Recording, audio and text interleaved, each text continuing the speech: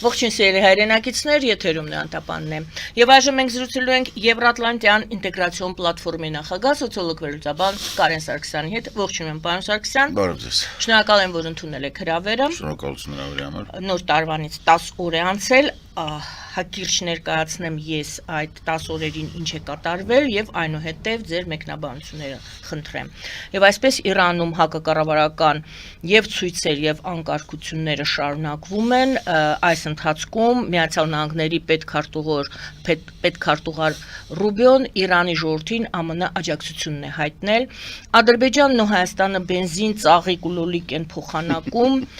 Այո, Ադրբեջանը հայտարարում է, որ Միացյալ Նահանգների այդ հայտնի 907 բանաձևը հանելու պայմանը ապաշրջափակումներ, ըստ նրա, տեսեք, ապաշրջափակում է արդյոք, ապաշրջափակում է արդեն եւ 907-րդ բանաձևը դա արդեն հնացած է, հարց արդյոք ապաշրջափակում է եւ դա է գինը ուրեմն բենզինի վաղնել ծաղիկ ու լոլիկի, որը Հայաստանից բանակցում են կարծես թե որ Ադրբեջան տեղափոխեն։ Բոլորը դեռ քննարկում են, թե ինչպես Միացյալ Նահանգները անցկացրեց այդ Վենեսուելայում այդ օպերացիան, որը Թրամփը ասում է, այո, առևանգում բառը շատ լավ է, սազում է այն ամենին, ինչ տեղի ունեցել, իսկ Ռուսաստանը այս ընթացքում իր օրեշնիկով հրդեհակոծում է Ուկրաինան։ Այսպիսին էր այս 10 օրերը եւ մենք անպայման խոսենք նաեւ այն մասին, թե այս ընթացքում ինչով է զբաղված Հայաստանի վարչապետը, Հայաստանը ինչ է անում։ Համեցեք, որ դրվագից Երևի Ուկրաինայից սկսենք, որովհետև բավականին կարևոր իրադարձություններ եղան անցած տարվա վերջում, երբ ամերիկյան կողմը ի վերջո համաձայնվեց ուկրաինական դիրքորոշման հետ եւ հասկանալով, որ մեծ եվրոպական, այսինքն Եվրոպա ԵՄ պլյուս Ուկրաինա պլյուս Մեծ Բրիտանիա այդ կոալիցիայի դեմ ինքը խղճուկ շանսեր ունի, ընդհանրապես շանս չունի, ստիպված Տրամպի այդ վիճոկը, զյաճոկը եւ բոլոր մնացած բեդովլատ ձրիակերները հասկացան, որ պետքա ուկրաինական կողմի առաջարկները լինեն հիմնական։ Հիշում եք 28 կետեր, հետո դարավ 19, հետո 20, բայց այս վերջի 20-ը ինք ամբողջությամբ ուկրաիներն է ձեռ տալի, բացառությամբ 2 կետի, որը պետքա քննարկվեր, որին Ուկրաինան պարզահավանություն չէր տալիս, դա սահմանադրական փոփոխություններ պահանջող ինչ-որ տարածքների մասին խոսակցությունը եւ ընտրությունները, իսկ ընտրությունների հարցը այսպեսին էր, որ Ռուսաստանը պատրաստ չէր հրադադար հայտարարելու, իսկ Ուկրաինան պնդում էր, որ մենք համաձայն ենք ընտրությունների, բայց ընտրությունները առնվազն իրեն նախընտրական փուլով չեն կարող չլինել հրադադարի պայմաններում դա մեկ, երկու հայտնի չէր, թե ինչպես պետք է կազմակերպվեր քվեարկությունը օկուպացված տարածքներում եւ Ռուսաստանի պահանջը, որ ուկրաինացիները, որոնք օկուպացիայի տակ են, նրանք պետք է մասնակցեն ազատ Ուկրաինայի ժողովրդավարական ընտրություններին, բոլորի մոտ ծիծաղ էր առաջացնում, պարզ էր, որ ոչինչ չէր ստացվում, սա ոնց որ Պուտինին հանեց ջրի երես եւ չնայած Տրամպը փորձում էր փրկել, չստացվեց, ամեն դեպքում չստացվեց եւ եթե հիշում եք, տարվա վերջում Պուտինը հայտարարեց, որ Զելենսկին հրահանգ է տվել Նովա Ագարովան ոչնչացնել դրոներով։ Ինչը պարզա ոչ մի ապացույց չկար, բայց ամեն դեպքում իրանք այդ պատրվակով հայտարարեցին, որ չեն պատրաստվում այլևս մասնակցել խաղաղ բանակցություններին։ Այստեղ փակվեց։ Հիմա որ փակվեց, հաջորդիվ տեղի ունեցավ հերթական սրացում, որը բերեց այդ արեշնիկների, բայց այս արեշնիկների պատասխանը սա նույնիսկ ոչ թե Նովա Ագարովայի փորձն է, այլ սա Մադուրոյի փորձն է։ Այսինքն մեծ պատկերի մեջ պետք է հասկանալ, որ Տրամպը սկսեց այդ սրա մասին առանձին խոսենք իհարկե, բայց հələ որ ես պետք է ասեմ, որ սա իրոք միջազգային իրավունքի ոչնչացման գործընթաց է, որտեղ ես պնդում եմ, որ շարունակում է մնալ Պուտինի ամենալավ գործընկերը եւ բարեկամը, որտեղ միջազգային իրավունքը, որը Տրամպը հայտարարում է, որ մենակ իր բարոյականությունն է այդ միջազգային իրավունքի ողնաշարը, որ ինքնավորոշելու, բայց կներեք, մարտով դեռևս չի ապացուցել, որ սեփական աղջկան չի բռնաբարել Էփշտեյնի կղզում, չի կարա ինձ մոտ հանդիսանա բարոյականության ինչ-որ մի բան։ Ինքը դեռևս պետք է ապացուցի, որ իրավունք ունի բանի քրեակատարողական հիմնարկներից դուրս գտնվել, որտեղ ինքը ինձ համար քրեական հանցագործ է 32 հոդվածով դատված, հիմա էլ պարզվում է մանկապիղծների հետ տվե առել է։ Այնպես որ բարոյականությունը եւ Տրամփը դա նույնքան ծիծաղալու, ինչքան բարոյականությունը եւ Պուտինը կամ բարոյականությունը եւ Ալիև, այսինքն սա բան է։ Մեծ հաշվով այսպիսի խայտարակ մի վիճակով մենք սկսեցինք 26 թվականը, ասում եմ բարև 26 թվական, որը քաոսի տարի է։ Եթե մեծ հաշվով մենք անդրադառնանք նրան ինչ էին անում Արեշնիկի կիրառումը, Արեշնիկը նորից կիրառվեց դատարկ, ըստ փորձագետների, որոնք որ ուսումնասիրում են եւ ռուսական հրթիռային ծրագիրը եւ տեղում են նայել, Արեշնիկը իրանից ներկայացնում էր այս, որը որ կիրառվել է, բաներ են դատարկ գլխիկներ են։ Փորձարկում էր։ Բալվանկեք են, որտեվ այո, փորձարկում էր, որովհետեւ մեկ անգամ կիրառվեց, եթե հիշում եք անցած տարի Դնեպրի վրա, այնուհետ փորձ երկու հատ փորձ ա եղել Կապուստինի առում չի աշխատել եւ սա էլ արդեն երևի թե ինչ-որ մի բան դզել են Լվովի մարզում են հարվածել, ընդ որում հարվածը Լեհաստանին շատ մոտիկ էր եւ սա ոնց որ քանի որ Պուտինը դիշովկա է, ինքը տենց ցույց է տալի, որ Եվրոպային էլ որ պետք է լինի կհասնենք, էլի։ Ուզում կանեմ։ Հա, yani Ժեշուվը մոտիկ է, այդ հիմնական լոգիստիկ կենտրոնը բան, որպեսզի զավախեցնի եվրոպացիներին, բայց արդեն ուշ է։ Բայց դուք պանցիկ Մադուրոյի, այսպես կամ պատասխան ասեցիք կամ չգիտեմ ինչ, Մադուրոյի հետ կապեցիք Օրեշնիկը։ Որովհետև Մադուրոյի պարագայում խնդիրը հետևյալն է, ոնց էր կոչվում, Ռոսնեֆտ էր, չէ կոչվում Սեչենի այդ բանը։ Ռոսնեֆտը ըստ միայն պաշտոնական տվյալների 17 միլիարդ դոլարի ներդրում ունի Վենեսուելայի նավթային բանում, այսինքն էս էլ տարան, ու ընդ որում այս գումարները իրան քանի որ Վենեսուելան չէր ենթարկվում կամ չէր պահպանում միջազգային սանկցիոն այդ պատժամիջոցների ռեժիմը, այս գումարները դեռևս հասանելի են նավթի տեսքով ինչ-որ մատուցվող ծառայությունների տեսքով եւ այլն, հա, հետեւաբար այս պահին, երբ Ամերիկայի Միացյալ Նահանգները հայտարարում են, որ իրանք էս վերցնում են, սա ուղղակի բանդիտիզմ է, այս չի քննարկվում, սրա համար առանձին դատա ասնում, բայց ամեն դեպքում ասում են, պարզ է Ռուսաստանը զգում է, որ արդեն խնդիրը հասել է ոնց որ ասում էին մի բան է հելավ ավտոբուս։ Այսինքն Արեշնիկը մեսիջ էր։ Արեշնիկը մեսիջ, հա, Արեշնիկը մեսիջ է, որտեղ ինքը ոչնչություն է, ինքը զիբիլ է։ Ինչ որ խնդիր լուծեց, ասենք զուտ ռազմական տեսանկյունից։ Չէ, ռազմական տեսանկյունից, տեսեք, ռազմական տեսանկյունից սա պետք է հասկանալ եւ պետք է երևի թե հնչեցնել, որտեղ մեր դաշտում, մեր Հայաստանում մարդկանց կամ հայախոս աուդիտորիային դա տեղ չի հասնվում նորմալ կերպ հրթիռակոծությունները եւ ռմբակոծությունները խաղաղ բնակչության ռազմական իմաստով զերո ազդեցություն ունեն։ Մարդիկ են տուժում։ Հիմա օրինակ Կիևում անջատումներ են, Լվովում անջատումներ են, հա, ասենք լույս չկա, ձմեռա իրանց մոտ կենտրոնացված աջերուցումը, այդ համակարգերն է անջատվում, կանալիզացիան է անջատվում, ջրի մատակարարումն է անջատվում, հա այս ամբողջը հումանիտար կատաստրոֆա է ստեղծում եւ կարող է մեկնաբանվել որպես մարդկության դեմ հանցագործություն, բայց իր ռազմական նպատակով դրան ոչ մի չի ազդում։ Ահա, այսինքն մեսիջի նման բաներ ուզում եք ասել, բայց մեսիջ ուղղված եվրոպացիներին, թե մեսիջ ուղղված Միացյալ Նահանգներին եւ այստեղ մեկ մեջբերում ես ներկայացնեմ, այնուհետև կքննարկենք Եվրոպա եւ Միացյալ Նահանգներ փոխհարաբերություններ եւ այո, Ռուսաստանը ում էր ուղում իր կամ ում կարող է վաղը ուղղել, ում հետ է խոսելու վաղը։ Օրինակ Թրամփը ասում է Ռուսաստանը եվրոպացիներից չի վախենում, ումից վախենում է, դա ինձանից, Միացյալ Նահանգներից է վախում։ Գերմանիայի նախագահը մեկնաբանելով այդ Վենեսուելայի տեղի ունեցածը, նա այսպիսի ձևակերպում արեց։ Նա կոչ արեց միջազգային հանրությանը կանխել աշխարհակարգի ոչնչացումը եւ դրա վերածումը ավազակների որջի, որտեղ անբարեխիղճները վերցնում են այն, ինչ ուզում են։ Այսպիսի ձևակերպումը ուղղված էր երևի թե Միացյալ Նահանգներին, Տրամպին, Տրամպին, Տրամպը սրիկա է, միջազգային հարաբերություններում, Եվրոպա փոխհարաբերությունները։ Միջազգային հարաբերություններում Տրամպը հանդիսանում է որպես սրիկա, բառեզբուն իմաստով, այսինքն կարամ անում եմ բոլոր գործող օրենքներ, ես իզուր չասցի, որ եթե մարդը հայտարարում է, որ միջազգային իրավունքի միակ բանը բարոյականությունն է, իսկ ինքը անբարոյական է, ասենք դա այն իր քաղաքականությունն է, որի արդյունքում բան։ Հիմա ինչ վերաբերվում է Տրամպի հայտարարությանը, որ Ռուսաստանը Եվրոպայից չի վախենում է Ամերիկայից, ես ուզում եմ հիշեցնեմ ոնց էր Остров Сокровища ոնց էր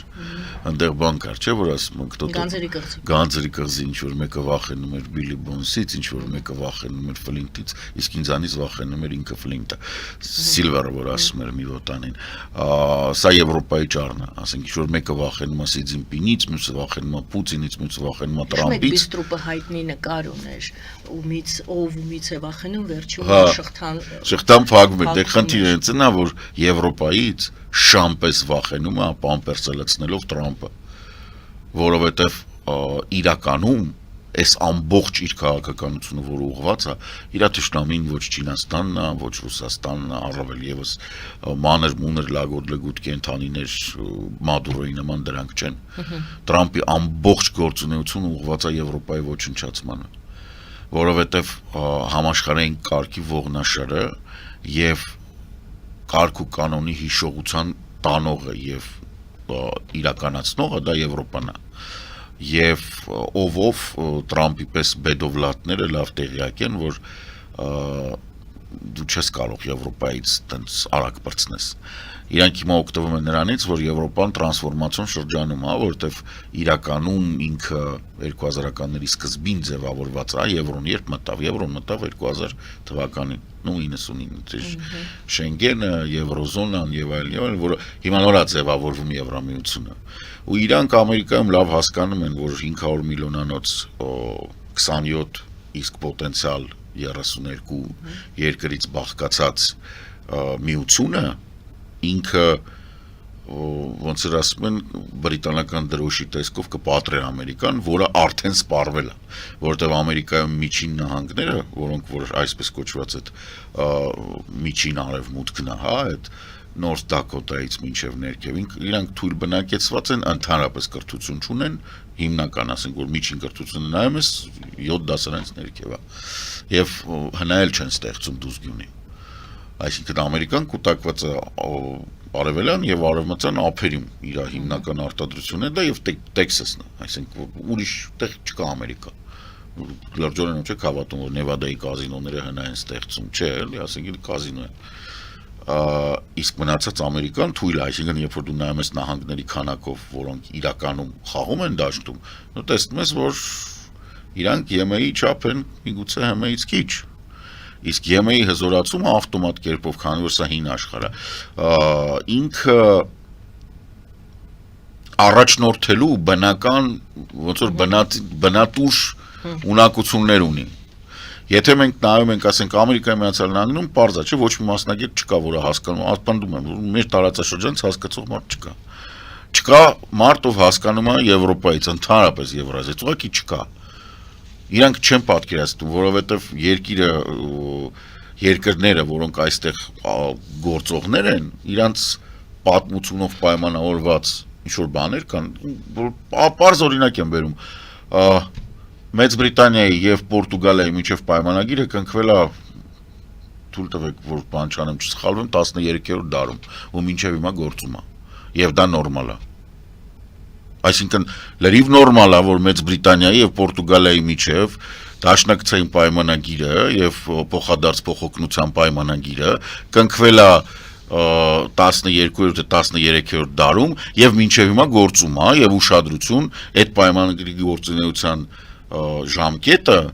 4 անգամ ավելի մեծ է, քան Ամերիկայի Միացյալ Նահանգները ընդհանրապես գոյություն ունեն որպես հույս ունեցող որպես պետականություն։ Եվ սա Ամերիկայի համար անհասկանալի է եւ վտանգավոր։ Մոնրոյի դոկտրինի մասին չեմ ուզում երկար խոսեմ, բայց մի հատ դրան կարելի է անդրադառնալ ուղղակի կարճ, նորից եմ ես պնդում եմ, որ Մոնրոյի դոկտրինը որպես այդպեսին ինքը թուլության նշան է։ Ոչ թե ուժի թուլության։ Մոնրոյի դոկտրինը 1823 թվականին մտավ նախագահ Մոնրոն ստորագրեց այն պայն եւ հասկացավ, որ Նապոլեոնի Բոնապարտի պատերազմները վերջացան Եվրոպայում եւ եվրոպացի կարող է իրենց ունեցվածքը հետ պահանջեն։ Դա էլ էր բանդիտական դոկտրին, որը որ իրանք առաջ քաշեցին, այն ժամանակ Ամերիկան հանդիսանում էր Լատինական Ամերիկայի միակ տնտեսական գործընկերը եւ այն ժամանակ դրա համար աշխատեց։ Իսկ իսպանական մասը ապստամբել էր, իրանք Լուիզիանան նոր էին առել Բոնապարտից, բայց բուրբոնները վերադարձել են եւ հանգիստ եւ վաղտվա Լուիզիանան բան չէր, Մոնրեալից, այսինքն Քվեբեկից մինչեւ մեքսիկական բանն էր, ծոցն էր, այսինքն ինքը ամբողջ, այնքը Ամերիկայից մեծ էր, Բոնապարտը այդ կտորն էր ծախ։ Ինչի՞ է հիմա Տրամպի մոտ, ամերիկացիների մոտ ընդհանրապես ես նայում եմ իրենց վերլուծությունները, այդ տարած գնելու թեման, իրանց մոտ ասում է, եկեք Գրենլանդիան գնենք, ասում է, որովհետև իրանց մոտ այդ նստած է, իրանց թվում է, որ այդ տարածքները կարելի է գնել, որովհետև իրանք սկզբից գնեցին Լուիզիանան, հետո զավթեցին Մեքսիկայի մի մասը գնեցին, ճակերտավոր, հետո գնեցին Ալյասկան ու իրանց թվում է, որ իրանք տենց կարան զարգանան գնելով, եթե չէ կգրավենք, այսինքն մոտեցումը դանիական թագավորության այնպիսին է, որ դե Դանիան է էլի, հասկանում եք, դուք պետք է լինեք ամերիկացի, որպեսի Դանիային վերաբերվեք դե Դանիան է էլի, որպեսի չիմանաք, որ 800-900-ական թվականներին դաները, որոնք վիկինգների պրոտոտիպներն են, այդ օրինակ իրանք Ամերիկայում հաստատ նայել են, չէ՞ վիկինգ սերիալը Ռագնար Լոդբրուկի հետ։ Այդ նույն դանիացիք էին, որ այսենց ընդեղից մինչև Բյուզանդիայում տեսնում կոտորում էին։ Ոչ մի չի փոխվել, նույն մարդիկ են։ Ուղղակի իրանք այդ ամբողջը վերապրելով հասկացել են, որ ավելավա իրանք ապրեն հանգիստ ու համեստ։ Դե չէ իրանք ոչ մեկ չէր սիրում։ Իրանք գրավել էին Մեծ Բրիտանիայից մինչև Պոլս։ Իրանք որտեղ ուզում մտնում գրավում էին։ Վերադառնանք Միացյալ Նահանգների Եվրոպա փոխհարաբերություններին, եվրոպական երկրներ, մեջբերեմ Ֆրանսիայի նախագահ Մակրոնից մի դրվագ, նա ասել է, որ Միացյալ Նահանգները աստիճանաբար մեջք է շրջում իր որոշ դաշնակիցներից եւ հեռանում է նախկինում իր կողմից խրախուսվող կամ առաջարկված միջազգային կանոններից։ Մակրոնի խոսքով աշխարհը մտել է մեծ տերությունների մրցակցության դարաշրջան, որտեղ կա աշխարհը բաժանելու գայթակղություն։ Սա նոր գաղութատիրություն է եւ նոր իմպերիալիզմ է։ Նա մեղադրեց Միացյալ Նահանգներին, Ռուսաստանին, Չինաստանին աշխարհը միմյանց միջև բաժանելու փորձի մեջ։ Առաջի ձևակերպումը վերցնենք, Միացյալ Նահանգները աստիճանաբար մեջք են թեքել իր որոշ դաշնակիցների։ Միացյալ Նահանգները չէ, ես այստեղ Մակրոնի հետ այդքան էլ համաձայն չեմ։ Խոսքը վերաբերում է բացառապես Տրամպի ադմինիստրացիային եւ Տրամպի ադմինիստրացիային իշխանության բերած կիսագրագետ կամ հիմնականում անգրագետ, կիսաբարոյական կամ հիմնականում անբարոյական ընտրազանգված։ Իրանք իհարկե մի պահ այդ թռիչքաձև կարողացան Տրամպին բերեն, ինձ թվում է այս mid-term-ի ժամանակ արդեն բավականին կթուլանա դրանց դիրքերը, բայց ճիշտ է, մնացածում ճիշտ է։ Ոչ մի չի փոխվել։ Գերտերությունները, որոնք իրանց պիկը անցնում են զարգացման, իրանք գնում են նմանատիպ գործողությունների, էլի, մեր եվրոպացի լինելը, իսկ հայերիս 17 մեծ կայսրություն թաղեր, 17 կայսրության թաղման դուդուկ նվագելը, նաև իրավունք է տալի վերլուծել եւ ընդհանրացնել ինչա կատարվում։ Հենց որ զարգացման պիկը անցնում է, իրեն գերտերություն հայտարարած, սա շատ կարևոր է, որ պետությունը պետք է իրեն գերտերություն հայտարարի, որպեսզի բան լինի, հա։ Հենց որ զարգացման պիկը անցնում է, եթե ինքը կառավարվում է կամ իր հիմնական կառավարող զանգվածը անգրագետ է եւ անբարոյական, ինքը բերում է համաշխարհային պատերազմի։ Միշտ ինքը փորձում է իր կարգավիճակը պահել ուժով։ Եթե մինչև այդ փափուկ ուժը տնտեսական ազդեցությունն է, ինչ որ բան է, պիկը որ անցնում է, ինքը դադարում է փափուկ ուժի վրա, տնտեսական զարգացման վրա, մնացածին ֆինանսական օժանդակության միջոցով իր կողմը իր ճամբարում պահելու, նվերանելով պահելու փոխարեն, ինքը գնում է ռազմականացված բանի։ Հիմա մենք տեսնում ենք նույն վարքը Ռուսաստանի մոտ, Չինաստանի մոտ, որը եւս բաները դադարել է, օժանդակությունը, սենց ասեմ, Սրանից 10 տարի առաջ մոտավորապես տարեկան 58-ից 60 միլիարդ դոլարի էին օգնություն օժանդակություն բաժանում, անցած տարի եղել է 4 Այսինքն իրանք էլ են անկում ապրում, դա Չինաստանն է եւ Ամերիկայի Միացյալ Նահանգները, որոնք երկար պետք չի ապացուցել գալիս են իշխանության առաջին ինչ որ անում փակում են USAID-ը։ Հիմա աշխարհը բաժանելու գայթակղության մասին Այդ դրա հետ կապված համաձայն չեմ։ Դա աշխարհը բաժանելու մասին չի, այլ շուտ դա հայտարարվում է այդպես, դա տրամպիստների քաղաքականությունն է, իրականում փրկության մասին է։ Իրենք իրենց փրկելու։ Հա, որ իրանք հիմա պետքա ցույց տան, որ իրանք շատ ուժեղ տղեկ են։ Հիմա շատ ուժեղ տղաները եւ Ռուսաստանը, եւ Չինաստանը, եւ նույն Միացյալ Նահանգները դիտարկում ենք այդ երեք երկրները եւ այն ինչ կատարվում է Իրանում։ Եկեք գանք Իրան։ Ես ամենասկզբում հիշեցրեցի կամ նշեցի նորությունը նա էր, որ Ռուբիոն Դե գիտենք Թրամփը առաջին օրվանից է ասել, եթե այնտեղ ինչ-որ դուք բռնություն անեք ցուցարարների հանդեպ, Միացյալ Նահանգները կմիջամտեն, ճիշտ է ասում եմ մենք չենք մտնի, բայց մենք մեր խոսքը կասենք։ Հիմա Ռուբիոն իր Միացյալ Նահանգների աջակցությունն է հայտնում։ Միացյալ Նահանգներ, Ռուսաստան, Չինաստան եւ Իրան։ Ռուսաստան այս պատմության մեջ չկա։ Ռուսաստանը պարզապես հիշենք, որ ռազմավարական գործընկերության վերջերս այդ պարզապես հարաբերությունները նշենք։ Հիշենք Ադրբեջանի հետ էլ ունի, ընդ որում այն բանը օդանավը կտրակացնելու բան եմ ասում։ Ռուսաստանը բավականին թույլ է, չնայած Ռուսաստանը հիմա ոնց որ հասկացել է, չի կարա առանց իրանական աջակցության այդ տարածաշրջանում եւ խոստված զենքն զգամթերքը մատուցում է, պետք է որ մատուցի, այդպես հայտարարում։ Բայց իրականում Ռուսաստանը գոյություն չունի այդ տարածքում։ Ռուսաստանը այդ տարածքում իրականում գոյություններ ընկերությունների մակարդակով, որտեղ այնտեղ Գազպրոմներ, բաններ, որ պետք է մտնի, բայց չի մտել։ Մյուս կողմից այդ նույն տարածաշրջանում Լուկոյլից վերցրեցին 3 առաջի օրը բանը, Իրաքի ամենամեծ նավթա դաշտերից մեկը, հա, դա հանձնեցին ամերիկացիներին։ 70%-ից ավել է։ Հա, Ռուսաստանը հանեց Ռուսաստանի ձեռքին այդ մասնաբաժինը Լուկոյլից, այո։ Հանեցին դե տվեցին,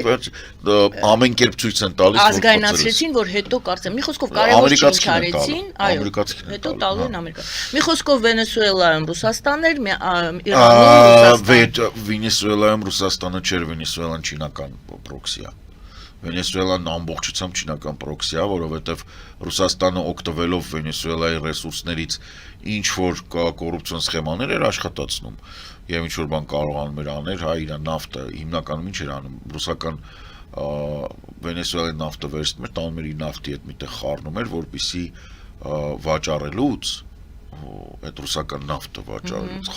խառնուրդ լինի, այսինքն բան չլինի։ Իսկ Չինաստանը Վենեսուելայի արտաքին պարտքի 80% ունի, եթե չեմ սխալվում, եւ Վենեսուելայի նավթի 85 թե 90%-ներ գնում Ռուսաստան, Չինաստան։ Այսինքն այնտեղ հարաբերությունները Չինաստանի հետ մի փոքր այլ են։ Իհարկե Իրանը լրիվ ուրիշ պատմություն է։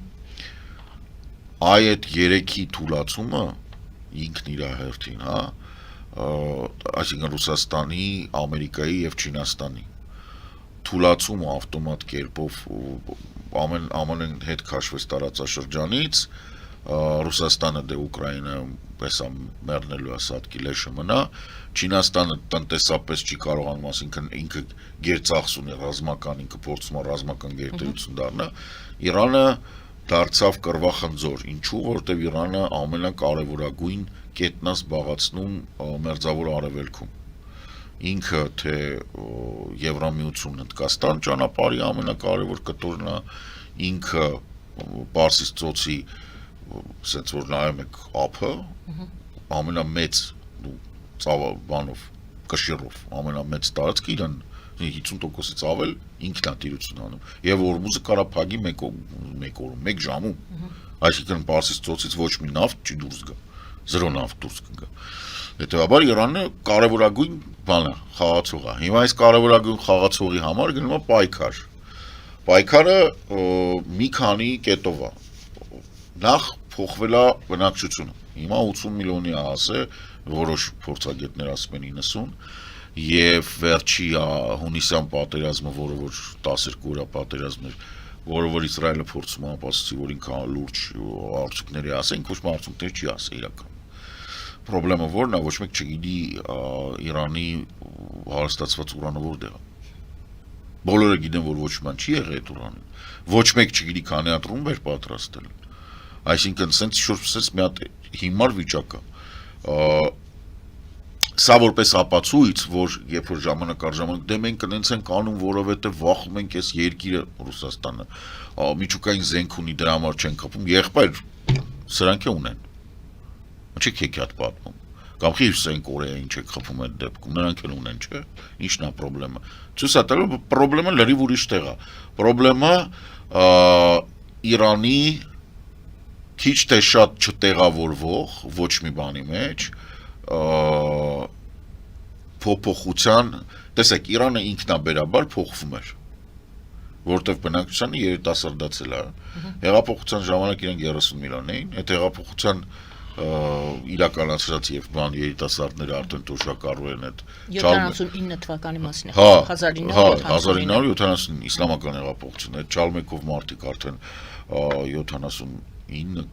80 տարեկան բալ չի մնացել այդ առաջ սերնդից, այսինքն ինքը sense tennis փոխվում էր, պահանջը կար եւ այդ փոփոխությունների պահանջը 2009 թվականից այս բողոքները կային, որ նայեք բոլորը հիշում են 2009 թվական, 2011, 2019 թվական եւ տենց ամեն անգամ ռեժիմը ինչ որ մի բան անում էր, խնդիրը նրանում է, որ ամեն անգամ ռեժիմը անում էր, բայց ամեն անգամ մարդիկ չեն կարողանում ֆիքսել, որ երիտասարդների թիվը տարեց տարի Իրանում աճում է եւ ամեն անգամ բողոքի ակցիայի դուրս գա, տեսեք 2009 դա 3 չէր, կներեք դա 16 տարի առաջ էր եւ այն մարդիկ ովքեր 2009 թվականին ասենք 2 տարեկան էին 2-ից մինչեւ 7 հիմա առողջ առույգ տղամարդ են կամ կին են հիմա իրանք էլ են դուրս գալու բողոքի ակցիայի դրա պատճառով բողոքի ակցիաները որոնց կերպ չեն դադարում մյուս կողմից գոյություն ունի վտանգ Իրանի տրոհման որը որ գալիս է քրդական, բելուջիստական եւ բելուջները դա Պակիստանի կողքի հարևանությամբ բելուջները դեղել են ապրում, քրդերը որոնք ապրում են ամբողջ տարածաշրջանում Թուրքիա, Սուրիա եւ ադրբեջանցիներ, որոնք Թևրիզի բան 79 թվականի հեղափոխությունից հետո բաները ադրբեջանցիները տենց առաջի եւ ամենահզոր հարվածը ստացան, որովհետեւ դե խնդիրը այնպեսին որ իրանք ինչ-որ փորձեցին շատ անկախանան հեղափոխության ժամանակ 79 թվականի 1-2 ամսվա ընթացքում կենտրոնական իշխանությունները հասկացան, որ սրանք ինչ-որ բալաբուլա են երևում, մտան տենց մի հատ ասֆալտի մեջ կատոկեցին, ասին ուշում լրվեք ձեր տեղները, որովհետև իրականում դե պարզ իրենք ադրբեջանցի չեն, իրանք թուրք են։ Թուրքական ֆակտորը Իրանի համար միշտ վտանգավոր է եւ միշտ բացասական։ Հիմա արդյոք Իրանի համար այս գործողությունները, որոնք տեղի են ունենում, ինչ արդյոք դրական են միանշանակ, որովհետև երբ դու թույլ ես տալիս, որ ժողովուրդը բան անեն, խոսեն, հա, նույնիսկ գործող իշխանությունը, նույնիսկ կրոնական իշխանությունն է ասում, որ բողոքի ակցիաները դա նորմալ է եւ լավ, այ ապստամբությունը նա լավ չի։ Հիմա ինչպես բողոքի ակցիան դարձնել ապստամբություն, ժամանակ առ ժամանակ դրա համար շատ բան պետք չի։ Երկու հատ կիսագրագետ մլիցա լինի, տենց են որ մտնեն հիվանդանոց մարդ ջարդեն, ու բողոքի ակցիան այսպես դառնում է ապստամբություն։ Այսինքն սա խնդրեմ է Իրանի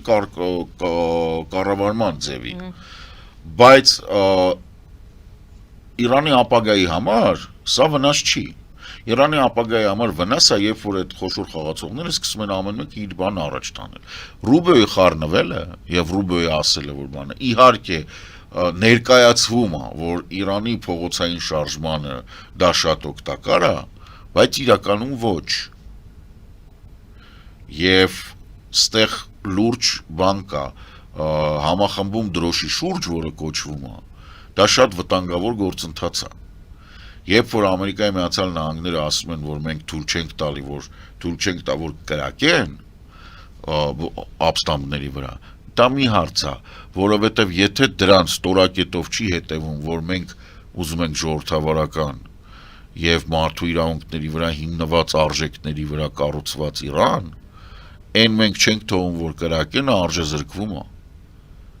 Իսկ Ռուբիոն չի կարող ասի ժողովրդավարական մարդու իրավունքների հիման վրա ստեղծված Իրան, որովհետև Ամերիկայի Միացյալ Նահանգների այս ադմինիստրացիան ասում է, որ դա ֆիկցիա է, գոյություն չունի ժողովրդավարություն, մարդու իրավունքներ եւ բարոյականությունը, դա Էփշտեյնի կղզում լավ ֆրֆրացած Տրամփն է։ Այդ դեպքում Միացյալ Նահանգների հետաքրքրությունը այս ամենին ինչ կատարվում է Իրանում։ Միացյալ Նահանգների հետաքրքրությունը անցած տարվա հունվարի 20-ից, երբ որ այդ մարդը եկավ իշխանության, միայն մեկն է, իր ընտանիքի բարեկեցությունը։ Պարզեցրեցիք խնդիրը կարծես։ Չպարզեցրեցի, ահավոր բարդեցրեցի, որտեղ հիմա բոլորին թվում է, որ Ամերիկայի Միացյալ Նահանգները ունեն արտաքին քաղաքականություն։ Ամերիկայի Միացյալ Նահանգները արտաքին քաղաքականություն չունեն։ Զյաճոկը, այսինքն Կուշները, որտեղ կարա ներդրում անի, դե արտաքին քաղաքականության հետաքրքրությունն է առաջանում։ Ձեր ներկայացրածով ինչ է իմ հարցից ինչ է կատարվում Իրանում, դուք փաստորեն ասում եք Չէ, Իրանում կատարվում է ներքին փոփոխության պահանջին։ Համահունչ սոցիալական խնդիրներ, համահունչ, չէ, տեսեք, Իրանի տնտեսական վիճակը, ինչպես նաև տարածաշրջանի բոլոր ոչ ժողովրդավարական երկրների չկա, ոչինչ զրոյական է։ Թուրքիան, Իրանը, Սուրիան, Իրաքը, Աֆղանստանը, Պակիստանը, բոլոր երկրները, այդ մերձավոր արևելքի եկեք ասենք ասենք արևելյան բլոկի, որտեղ որ մեծ հաշվով չկա ժողովրդավարական կառավարում եւ լիբերալ ազատ տնտեսություն կամ հանրային եւ հասարակական գործունեությունը ենթարկվում է ոչ թե համատարած կանոններին, այլ գաղափարախոսություններին, լինեն դրանք կրոնական, թե մաոսիստական, թե չգիտեմ ինչ, այդտեղ կա խնդիր, որովհետեւ մենք գտնվում ենք արտադրական տրանսֆորմացիայի մեջ, երբ հետ տեղեկատվական ոլորտ բանին ենք անցնում տնտեսությանը, այսպես կոչված պոստինֆորմացիոն հասարակությանը, որտեղ արհեստական բանականություն, կվանտային կոմպյուտերներ եւ այլն, այս փոփոխությունը ինքը պահանջում է քրիտիկական հրաժարում այն ամեն ինչից, որը քեզ խարսխում է ինտեղը։ Այն նրանք, ովքեր խարսխված են մնում հին գաղափարախոսություններով, իրանց մեջտեղից պատրվելու է։ Այդ թվում, որքան էլ որ դա տխուր հնչի Տրամպի սիրահարների համար, սենց որ շարունակվի, Ամերիկան էլ այսպես մեջտեղից պատրվելու, որտեվ Տրամպը իր նավթի հանդեպ սերով եւ հին տիպի բաներ մոտեցումներով, Մոնրոների դոկտրիններով, բաներով 19-րդ դարից մնացած արդեն տենց հնամաշ եւ ժանգոտ գաղափարախոսությամբ ինքը խարսխում է Ամերիկայի Միացյալ Նահանգները, որը առաջատարն էր, մեծ արագությամբ գնում էր։ Պատկերացրեք, մեծ արագությամբ գնում էր ու մեկը ասենք այդ բավականին ծանր ավտոմեքենա բեռնատար մի հատ տենց նավային խարիսխա գցում իր շղթայով մոտակա ժայռի վրա։ Հիմա գալու է ասենց մի պահ, որ այդ բանը վերջանա, շղթան, խարիսքն են դբռնած լինի, ինչ որ մի պահի, ասում է, շատերը սատկելու են, խարիսքն է պոկվելու շղթան, այս բեռնատարն է շուրջ գալու։ Ամերիկայում կան ուժեր, ովքեր դա հասկանում են, Ամերիկայում կան ուժեր, ովքեր դա հասկանում են, ես ձեզ ասեմ ավելին, նույն հանրապետականների մեջ կան 3 օր առաջ սենատը Տրամպին ասեց, լսի տղա ջան, հասկացանք, հանգստացել է, այսուհետ դու չես կարա ոչ մի զենք կիրառես առանց մեզ հաշվետվություն տալու, որտեղ այնտեղ մարդիկ կան ապրում են։ Բայց այդ օրինագիծը կամ այդ որոշումը պետք է Թրամփը ստորագրի։ Հա, բայց եթե չստորագրեց 67 սենատորով կարան պարտադիր կերպով անցկացնեն, ուրիշ հարցակ անցկացնեն, թե չէ, բայց ընդ midterm կա, կարող անցկացնեն, բայց սա սիգնալ է։ Սա ուղղակի գալիս է, որ տղա ջան, հասկացեք, դու կարաս հարստանաս, կարաս Էփշտեյնի հետ տենց ասես, որ յանի բան չի եղել, բայց մենք դա տեսնում ենք, արա երգիր է։ Շնորհակալ եմ, փորձում ենք ամփոփել գովազդենք հայտարարելու, բայց մինչ այդ ամփոփենք այս մեր առաջին հատվածը եւ այսպես Իրանում ամենավտանգավոր զարգացումը ըստ ձեզ կամ ինչպես քաղաքացիական պատերազմ, որովհետեւ ինչպես ես ասացի, հին գաղափարախոսության վրա հիմնված ռեժիմը հին գաղափարախոսություն դա 19-րդ դարի այդ կրոնական թեոլոգիկ բաները այդ ռեժիմը եւ իր կողմնակիցները ռեֆորմիստական ռեժիմը եւ իր կողմնակիցները իրանք իրար մեջ կարող է դուրս գան կոնֆլիկտի, որովհետեւ ինչ որ մի պահի կրակել մարդկանց վրա թե չկրակել հարցը իշխանական բուրգի մի մասի մոտ կարա ստանա դրական պատասխան, մյուս մասի մոտ բացասական։ Այն պահից, երբ ուժայինների մի մասը պնդի, որ դա չի կարելի եւ անընդունելի է չհիմնավորված կրակոց, որտեվ դե ապստամբների ձեռքում ապստամբ չեն, բողոքի ակցիա, ձեռները զենք չկա։ Մարդ են վառել երեք։ Հա, հիմա մարդ են վառել, բան է դատախազին։ Մեքենա են վառել, որտեղ Ինչ գիտեք այդ դատախազը Այո, ով է։ ճիշտ եք ասում։ Չէ, ինչ գիտենք, հակասական կարող է եւ fake լուրեր Կարող է լինեն fake, ոչ մի միանշանակ։ լուր չկա, ամեն դեպքում։ Կարելի Հիմա է։ ասում են, որ պետական կայքերը բացվել են այսօր, բայց 2 օր բանի մեջ էր։ Ամեն դեպքում քաղաքացիական պատերազմի վտանգը շատ ուժեղ է։ Արդյոք կլինի փոփոխություն թե ոչ Իրանում, կախված է բացառապես Իրանի ժողովրդից։ Եվ սրա համար եմ ես ասում, որ ինքը բավականին ինքնաբավ կտոր է, հա, որ արտաքին, այո, արտաքին ինքը կարող է այդ միջամտության կարիք ունենա բարոյական, բայց արդյոք այդ արտաքին միջամտությունը պետք է լինի Ամերիկայի Միացյալ Նահանգները, ինձ թվում է ոչ։ Ինձ թվում է ոչ, որտեղ եթե Միացյալ Նահանգները չեն պատրաստվում ժողովրդավարական գաղափարախոսությունը առաջ տանել, ապա իրանք Իրանում պետք չեն։ Խոսում են այդրան չանդրադարձանք շահի թեման էլ մի հատ Ռեզա Փահլևի ինքը շահ չի, ինքը կրոնպրինց է, բայց դե այնտեղ շահ են հա, իրանք ասում են շահ են, շահին, տեսեք,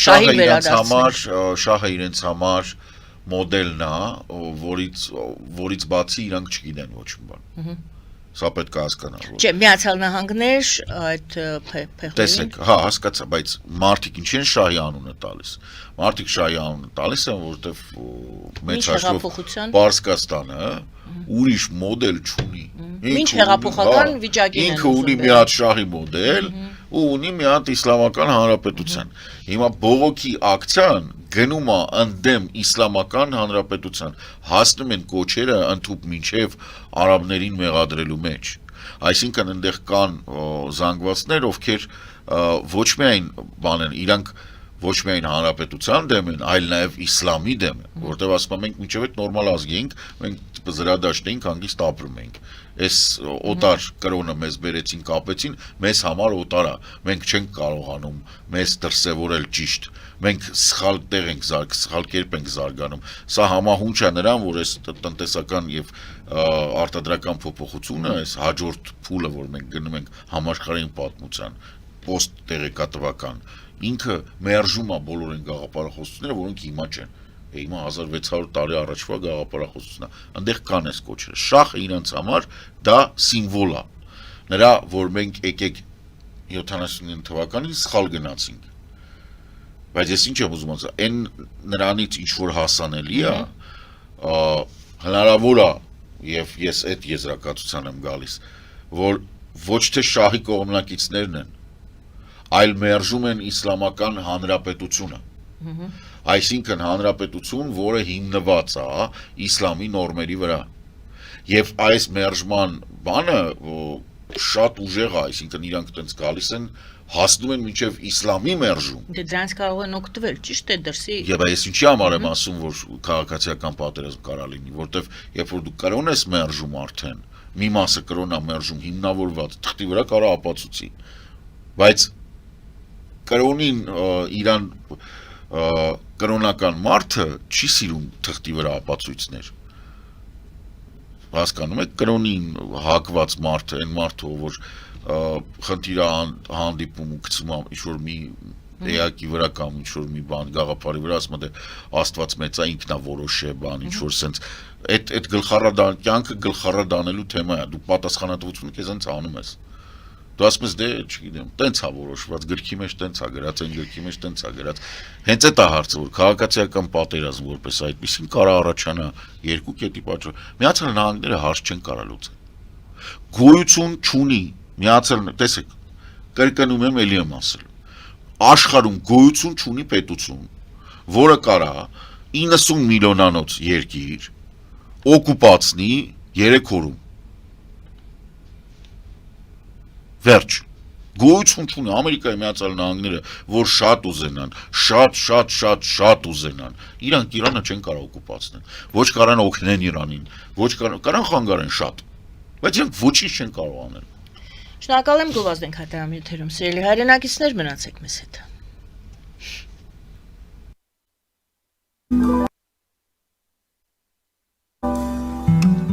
Ֆելիչե ժամանակակից ատամնաբուժական կլինիկա։ Այստեղ հարմարավետությունն ու խնամքն առաջնային են։ Այստեղ կիրառվում են ատամնաբուժական ամենաժամանակակից տեխնոլոգիաներ, ճշգրիտ ախտորոշում, արդյունավետ բուժում, նուրբ փորձառություն եւ անհատական մոտեցում։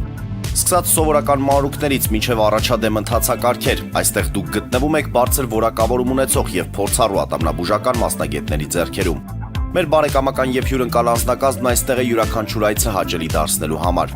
Ֆելիչե, ձեր առողջ եւ ամենաերջանիկ շպիտը սկսվում է այստեղից։ Եկեք եւ բացահայտեք նորարարության փորձագիտության եւ կարեկցանքի կատարյալ համադրությունը։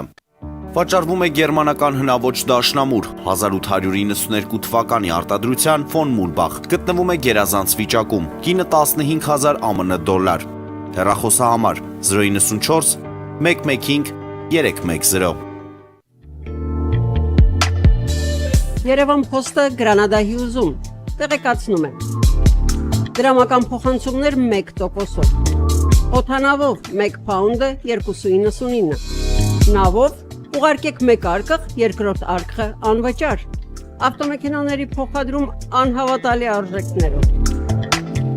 Ինչպես նաև կահույք եւ մեծ չափի բեռների փոխադրում։ Ջաքփաթ հագուստի խանութը երկրորդ մասնաճյուղն է բացել Գլենդելի սրտում, որտեղ կարող եք ձեռք բերել եվրոպական եւ ամերիկյան ընտիր հագուստեղեն, կոշկեղեն, աքսեսուարներ, պայուսակներ ամենահարմար արժեքներով։ Նաեւ կարող եք ցանկացած ապրանք պատվիրել եւ ձեռք բերել կարճ ժամանակում։ Ջաքփաթի Գլենդելի հասցեն է 1135 North Pacific Avenue, հեռախոս 818 813 2252։ Ջաքփաթ հագուստի լավագույն կենտրոնը Գլենդելում։ 60-ից ավելի ճանաչված եվրոպական բրենդների ինքնատիպ, չկրկնվող եւ մատչելի ընտրանին Fortuna Home and Country House խանութ սրահում։ Նորավոճ սպասք եւ կահույք հորեկա բնագավառի համար, տեքստիլ, տնտեսական ապրանքներ, ամեն ինչ գեղեցիկ կյանքի համար։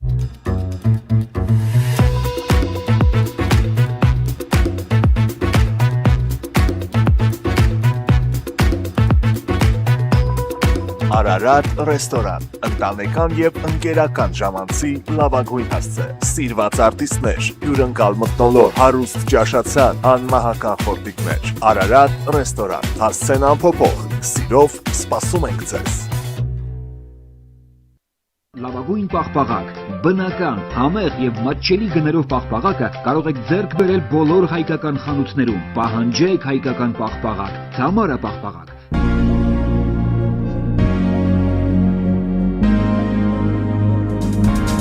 Տպագրեք ձեր գիրքը Նոյան տապան տպագրատանը, ինչպես նաև թերթեր, ամսագրեր, բուկլետներ եւ այլն։ Հասցեն քաղաք Երևան, Իսահակյան 28 առաջին հարկ։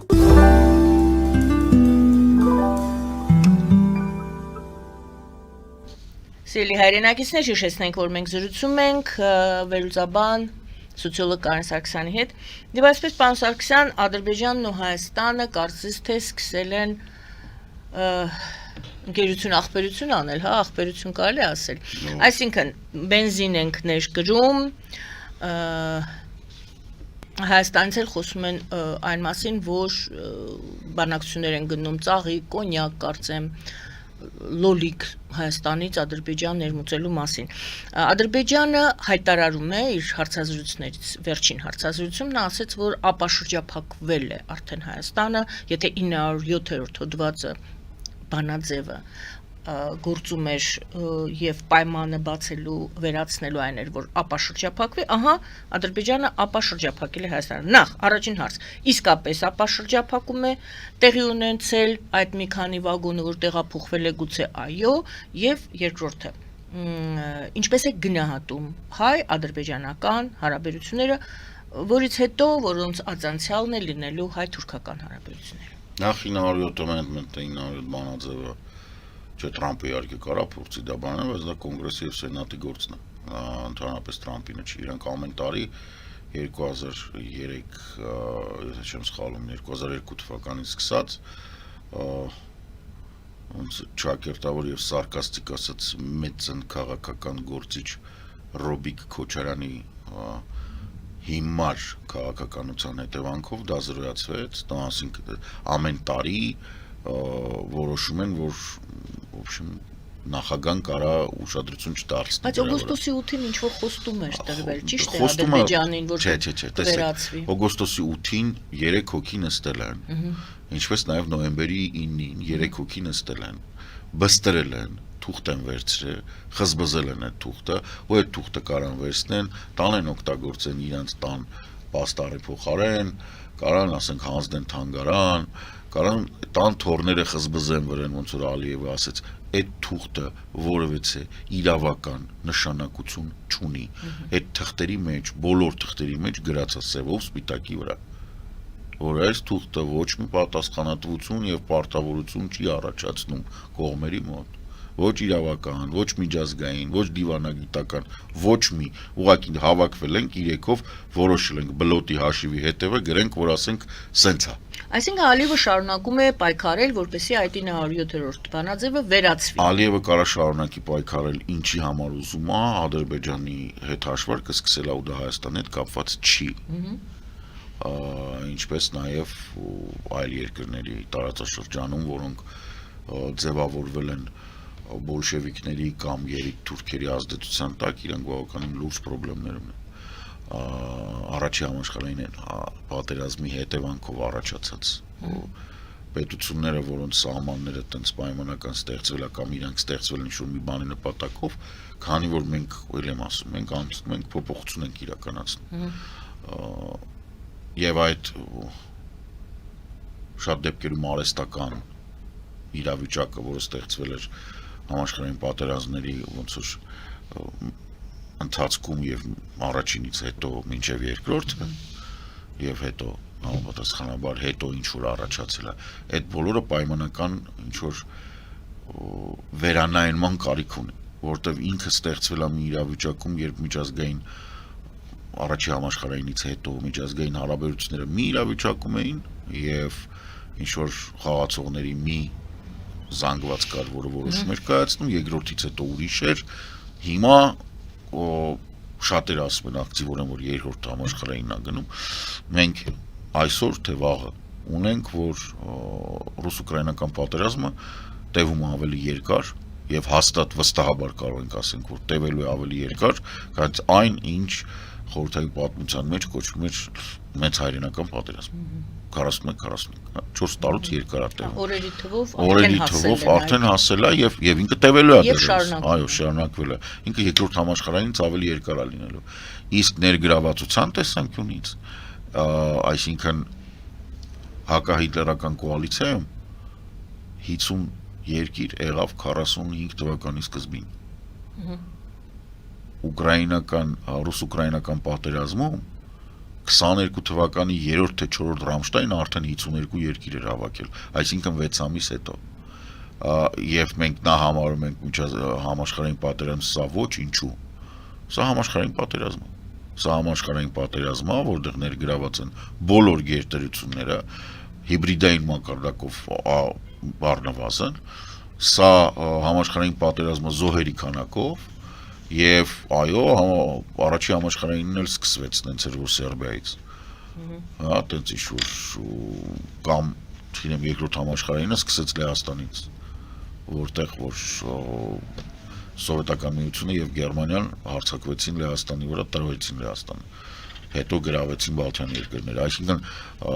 խոսել նրա մասին, որ համաշխարհային պատերազմը սկսել է, մենք կարող ենք։ Գոյություն ունի պարզ ճամբար, գոյություն երկու ճամբար։ Գոյություն ունեն երկրներ, որոնք տատանվում են կամ փորձում են սատկացեշիտ նալպոկել։ Գոյություն ունեն անգրագետ, կիսագրագետ եւ դավաճան ղեկավարներ տարբեր երկրներում, що նորմալ է։ Կորպորացիաներ, որոնք փորձում են փող աշխատել ուրիշի արյան վրա։ Օրինակ Տրամպը չի խորանում, ինքը հայտարարում ասում է, ես ուկրաինական պատերազմի վրա գումար եմ աշխատում։ Մոտ հարցը առաջանում, դա նորմալ է, որ դու զոհված երեխեքի արյան վրա փող ես աշխատում, արա։ Դրանից հետո դու ինչ-որ բարոյականությունից ես խոսում։ Այսինքն ոնց կարա երկրի նախագահն ասի, որ ես դե երեխա եմ սպանում, ես դրա վրա փող եմ աշխատում, ցենտրա։ Ու դա նորմալ է։ Այդ Պուտինն էլ է փող աշխատում։ Ո՞վ ասաց, որ փող չի աշխատում։ Աշխատում է։ Սի Ցզինպինն էլ է դրա վրա փող աշխատում։ Այսինքն ունենք ճամբարներ, ունենք չարը եւ բարին, ունենք բարոյականություն, անբարոյականություն, ինչ եք ուզում։ Համաշխարհային պատերազմ են։ Ես ինչ եմ զայրանում Նիկոլենց վրա, որովհետև գնում է համաշխարհային պատերազմ, իրանք մեզ դնում են բանի տեղ, հավանակի տեղ, ասում են խաղաղություն։ Ինչ խաղաղություն արա։ Բա ոնց բենզին, ծաղիկ լոլիկ։ Okay, բենզին, ծաղիկ լոլիկ, էլի եմ ասում, Ուկրաինայի տարածքով Ռուսաստանը գազ էր վաճառում իր դաշնակից Օրբանին, Ուկրաինան էլ գումար էր վճարում դրա համար։ Ուկրաինային գումար էր վճարում։ Բայց պատերազմ էր գնում։ Հա, իհարկե абսուրդի ժանրից է, բայց դե հիմա ինչ անես։ Էտա։ Համաշխարհային պատերազմը հիբրիդային ձևը փոխվել է, արտադրության միջոցները փոխվել են, պատերազմ վարման միջոցները փոխվել են, բանը չկա, ասպետական մոտեցումը չկա, որ ոնց թե, չէ, եղբայրս, սոված եմ անամ, սրանց հաց չեմ վերցնում, չի շուտ հանգիստ հաց եմ վերցնում։ Կարա Ամերիկայի Միացյալ Նահանգների նախագահան ռազմական հանցագործ մանկապիղծ Պուտինին ծափահարի, որ ինքը իջնում է բանից, կապ չունի ինչի, բայց ծափ է տալի։ Ասում է ես տենց եմ արել, որ սիրտը շահեմ։ Այն մանկապիղծ ռազմական հանցագործը։ Նրա սիրտը չի պետք շահել, ձեռները պիտի շղթայես, տանես գցես մի տեղ։ Էդի մադուրին փախցրի, են իրավոտով եկել էր, Ալյասկա։ Տաներ մի տեղ ձների մեջ գցեր, թո սառը մնար։ Դուք որ սկսեցիք պատասխանել այս հայ-ադրբեջանական հարաբերությունների մասին, ինչ որ ձևակերպում արեցիք Ադրբեջանի վիճակի հետ կապված, ինչ նկատի ունեիք։ Բա տեսեք, տնտեսապես ինքը զոհվում է, որովհետև Ադրբեջանի տնտեսությունը լավ, ասենց ասեմ, բյուջեի եկամուտների 85%-ը նավթագազային է։ Հնայի 60 քանի տոկոսը էլի նավթագազը, смысле sense։ Իսկ նավթի ու գազի գները իջնում են։ Իսկ ինքը չի կարող հաշվարկել իր բյուջեն, շուտով տարի հաշվարկել էր 72, այս տարի ոնց որ թե 26 թվականի համար հաշվարկել էր, չգիտեմ, 69 թե 78, այսինքն մեծ թվեր է բանանում։ Տենց է պետք, вообще տոտալիտար պետություններում տենց ինքը չի կարող գլխից ասի, որ իմ բյուջեի դեֆիցիտը մեծ է լինելու։ Ինքը դրա վրա է դնում, բայց ինքը չի կարող տենց բանել, որովհետև չկա գին, տենց գին աշխարհում չկա։ Նավթի, որ ինքն է դնում, դա մեկ։ Երկրորդ Ազերի լայթը, որպես այդպեսին, իր հիմնական բլենդը, որ ամենաբարձր գինը ունի, որով որ ինքը փորձում է ապացուցել, որ ինքը տենց է բանանում, գեներացնում։ Իրանից ինքը տարեկան հանում է 380-400,000 բարել, չէ տարեկան չէ օրական, կարող է անել եւ վաճառել։ Կալուրջ պրոբլեմ Բաքու Ջեյհանը բանկրվել է այն բանից կեղտից, թե չէ որտեվ հիշում եք, որ աղտոտվել էր ինքը անցած տարվա նոյեմբերին եւ ամբողջ ծավալը բանի փչացած էր, հրաժարվում էին գործընկերները այդ բանը գնելուց։ Այս իրա հերթին է, ծախսը իրա վրա, ում վրա չի։ Ինքը պետք է դզի։ Ում դառնացավ նա կտրվել։ British Petroleum 1500 տարի պետք չի դա։ Եղած ինչ օրական 380,000 բարել նավթ են պարագայում, որ աշխարհում 11 միլիոն բարել է օրական վաճառվում, հանվում վաճառքի, իսկ պահանջարկը մոտավորապես 9-ն է։ Իսկ մենք պլյուս 1 միլիոն ճանդամը չկա, պետք էլ չի։ Լավ, տնտեսական վիճակը դա է, հաջորդիվ ռազմական վիճակը բանից նավթամթերքների վաճառքից էր։ Այդ հա, դե բա սոցիալական պայթյունը կա։ Ռազմական վիճակը լավ չի, որտեվ ինքը Իրանում ոչ մեկ չի մոռացել, որ ինքը Իրանին օգնել, Իսրայելին օգնել է Իրանի դեմ պայքարի, եւ ոչ մեկ չգիտի ով է գալու իշխանությանը։ Եվ ոչ մեկ չգիտի եկած ուժերը, որոնք միգուցե նույնիսկ բանը չփոխվի, այաթոլաների ռեժիմը չփոխվի, բայց մի քիչ ավելի ռազմատենչ այաթոլա հերթականը լինի, որ օրինակ լինի պարսիկ, ոչ թե ադրբեջանցի ոնց որ գործողն է։ Հա? Իսկ որը տենց եղավ, կարող է Ադրբեջանից ատարը չմնա։ Կարող է Բաքուն հետ փորեն, որովհետև ոնց որ տենց ոչ մեկին Ադրբեջանը ոչ մեկին պետք չի։ Որպես պետություն հիմա առավել եւս պետք չի, ինքը խանգարում է, ինքը պետք է Իսրայելին։ Դե նա Իսրայելի միջոցով միացյալ նահանգների։ Դա Իսրայելն է ոչ մեկին պետք չի։ Իսրայելն է ոչ մեկին պետք չի։ Իսրայելը փորձում է վաճառել Ադրբեջանի հետաքրքրությունը, շահավետությունը միացյալ նահանգներին։ Հա, հասկանում եմ, բայց Իսրայելն է ոչ մեկին պետք չի։ Միացյալ նահանգներին։ Միացյալ նահանգներին պետք չի, Տրամպին պետք է։ Հա, Տրամպին պետք է։ Բայց էլի կանք ցեպոչկել, Տրամպն էլ ոչ մեկին պետք չի։ ինքը իրեն պետք է գոնե։ Ну չգիտեմ, բայց ասենք իր սեփական կնգան պետք չի։ Երևի սեփական կինը գիտի, որ Էփշտեյնի կղզում վատ բաներ ա արել։ Պարոն Սարգսյան, Ադրբեջանի Հայաստանի այս փոխանակումը բեռներով, նու դեռ փոխանակում չէ, դեռ մի ուղղությամբ դեպի Հայաստան է գալիս, ողջունում են, կարծեմ Գերմանիան էլ ողջունեց եւ այլն։ Ադրբեջանը մենք նշեցինք, որ նեղ խնդիրել է լուծում դրա հետ մեկտեղ 907-րդ բանաձևի վերացումը։ Ադրբեջանի համար դա գուցե ինչ-որ դրական պահեր կան այդտեղ։ Հայաստանի համար որն է դրականը այս ամբողջ պատմության մեջ։ Մենք չունենք, ստեղ իրականում եթե Իլխամը փորձում է իր երկիրը պահի, իր համար միակ տարբերակը այս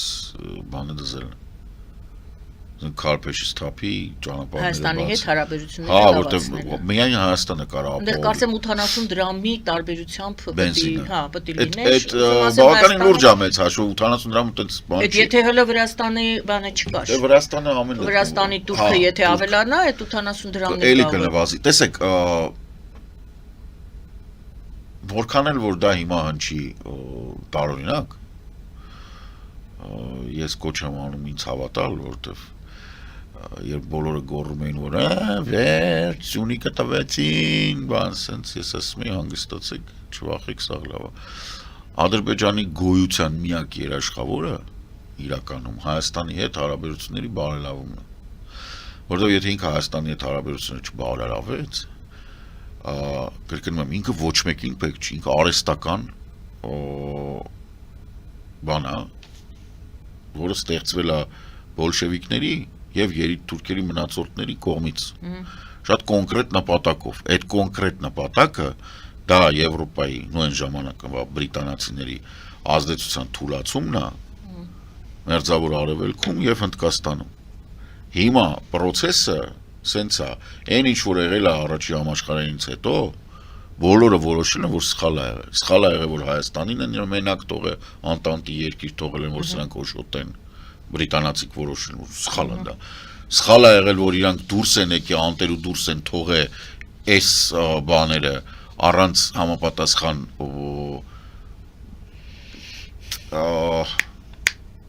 չասեմ դաշնակցային, բայց տնտեսական հարաբերությունները կարգավորող պայմանագրերի են դուրս եկել տարածքներից։ Եվ սա հիմա հետմեղա է լինում։ Ինչի է Ամերիկան եւ Իսրայելը պայքարում Իրանում բան Իրանը ապակայունացնելու եւ երկարաժամկետ խաղից հանելու համար, որովհետեւ Հնդկաստան, Իրան, Հայաստան, Եվրամիություն, IS գիծը, ինչ են իրանք ուզում կտրեն, մինչեւ հիմա կտրեն Սյունիքը։ Ինչ եմ ես մեղադրում Նիկոլենց դրա մեջ, որ իրանք չհասկանալով կարճաժամկետ, սեփական, չգիտեմ, հետույք ավելի երկար պահելով աթոռների մեջ, փաստացի խաղում են Եվրոպայի դեմ, այս տրիպերով, այս ճանապարհներով Սյունիքի մեջ։ Չնայած հիմա ոնց որ հասկացել են, տենց հիմա ասում են էլ տենց չի են դեղով ագնում, բանել Սյունիք չեն կտրում։ Բայց ամեն դեպքում սա պետքա գիտակցվի, որ Ամերիկայի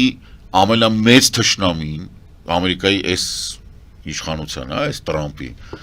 եւ իր բանով գալիս, դա Եվրոպան է։ Դա Ռուսաստանը չի, Չինաստանը չի, իրանք պատրաստ են միասին կպնել եւ ոչնչացնել Եվրոպան։ Եվ ի ուրախություն մեզ եւ ցավոք սրտի բոլոր մնացածի համար, կամ ցավոք սրտի երևի որոշ հայկական քաղաքական գործիչների համար, այս պատերազմը նորից գնում է Հայաստանում։ Եվ ինքը տակ պատերազմ չի փառք Աստծո։ Ինքը Սյունիքի 42 կիլոմետրը չի մենակ, այնտեղ կարող է 42 չի մի քիչ ավել, ամեն դեպքում դա Սյունիքն է։ Դա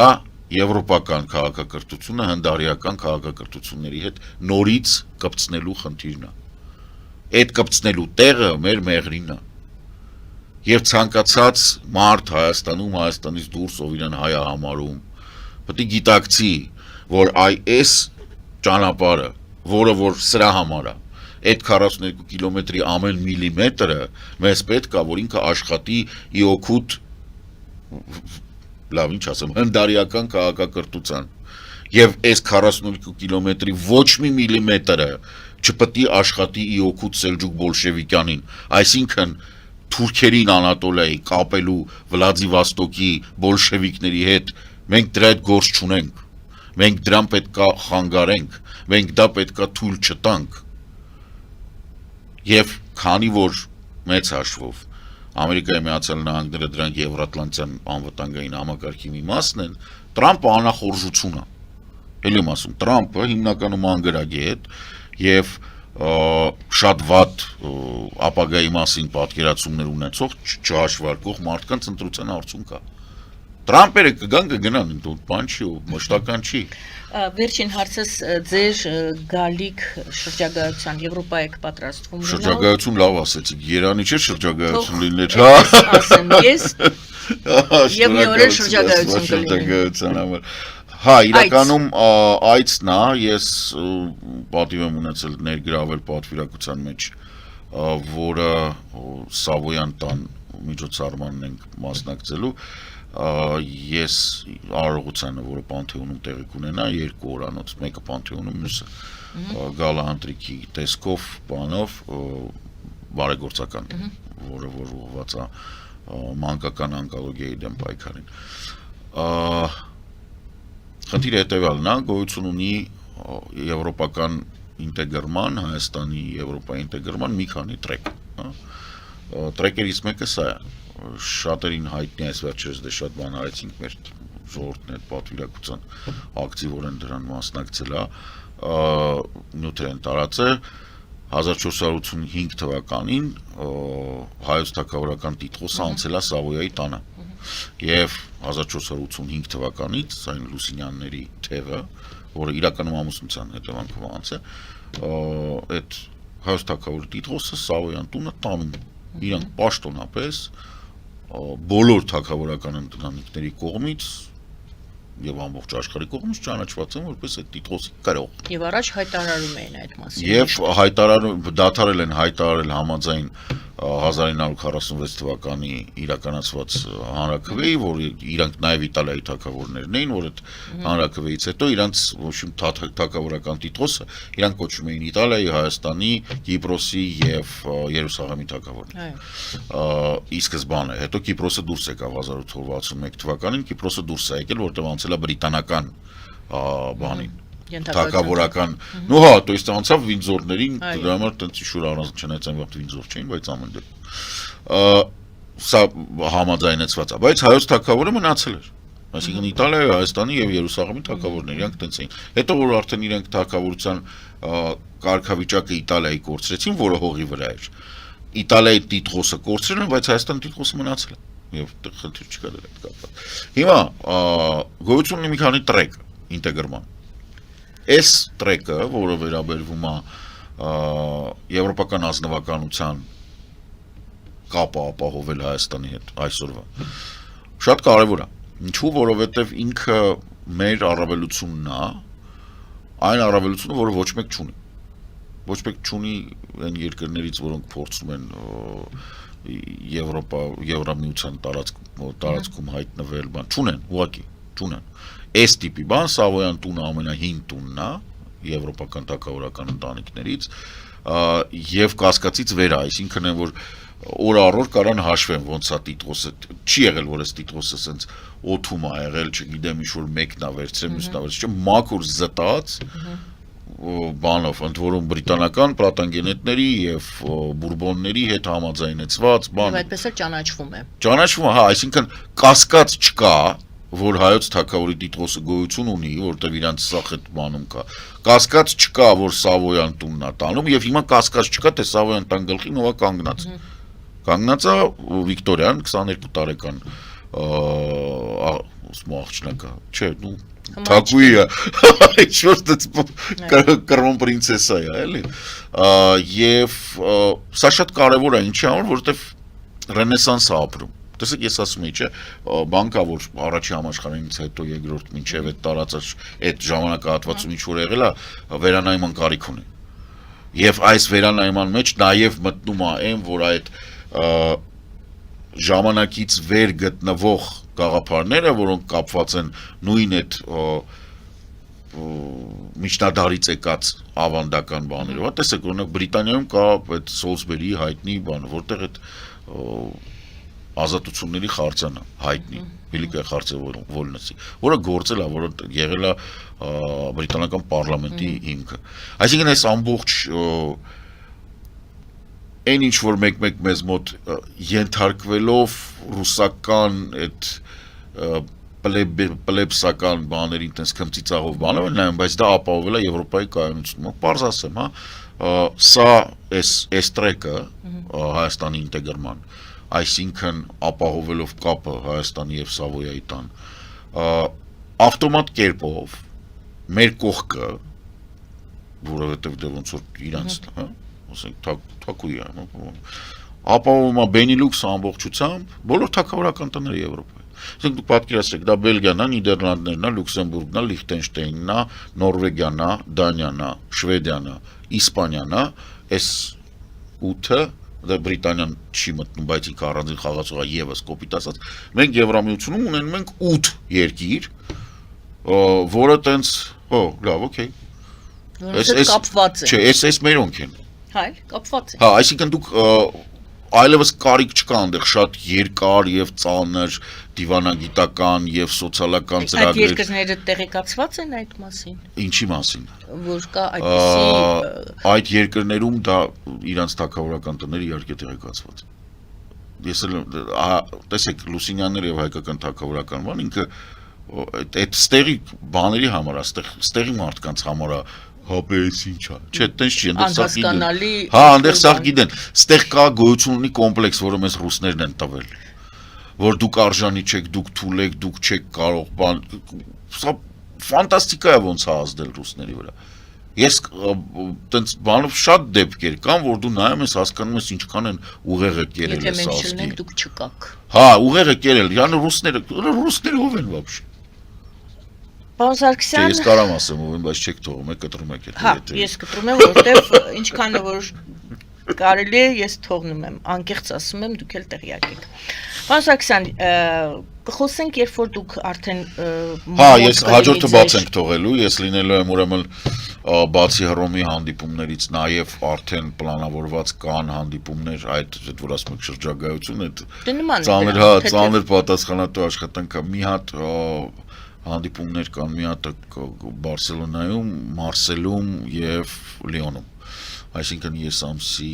20-ից հետո լինելու եմ տենց Իսպանիայում եւ Ֆրանսիայում, այնուհետեւ 20-ի վերջին մինչեւ ամսվա վերջ կվերադառնամ Հայաստան։